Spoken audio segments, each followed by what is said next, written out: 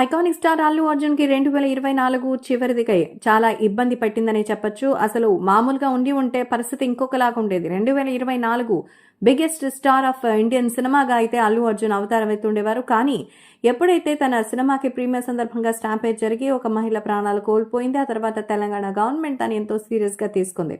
దీంతో ఆయన ఏకంగా అరెస్ట్ అయ్యి జైలుకు వెళ్లి బెయిల్ మీద బయటికి రావాల్సొచ్చింది. అయితే 2027 దాకా ఆయన సినిమాల జోలికి వెళ్లబోనని, కనీసం ఈ బాధల నుంచి బయటికి రావాలి అంటే అట్లీస్ట్ 2 ఏళ్లు దాకా ఆయన పూర్తిగా తెరమరుగే వెళ్లిపోతారనే సమాచారం. ఈ ఊపుతో ఆయన స్టార్ స్టేజ్కి తెలుగు సినిమా ఇండస్ట్రీకే నంబర్ 1 పొజిషన్లో అనుకుని ఉన్నటువంటి అభిమానులకి ఇది షాకింగ్ న్యూస్ గా మారింది. బన్నీకి సంబంధించి పుష్ప పార్ట్ 1కే నేషనల్ అవార్డు వస్తే పార్ట్ 2 అంతకు మించి ఆస్కార్కి వెళ్తుందని అనుకుంటే ఈయన జైలుకు వెళ్లాల్సిన పరిస్థితి రావడం విచారకరం.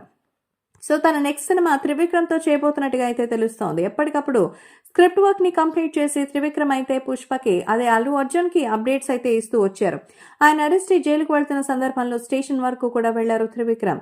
సో మొత్తానికి స్వతంత్ర ఉద్యమానికి జరిగిన కొన్ని అంశాలను హ్యూమన్ టచ్ తో హైలైట్ చేస్తూ మైథలాజికల్ గా రూపొందించబోతున్నట్టుగా ఆ సినిమా గురించిన టాక్ అయితే ఒకటి ఉంది. సో ఇంకా ఈ సినిమాకి వర్క్ జరగాల్సినటువంటి అవసరం ఉంది.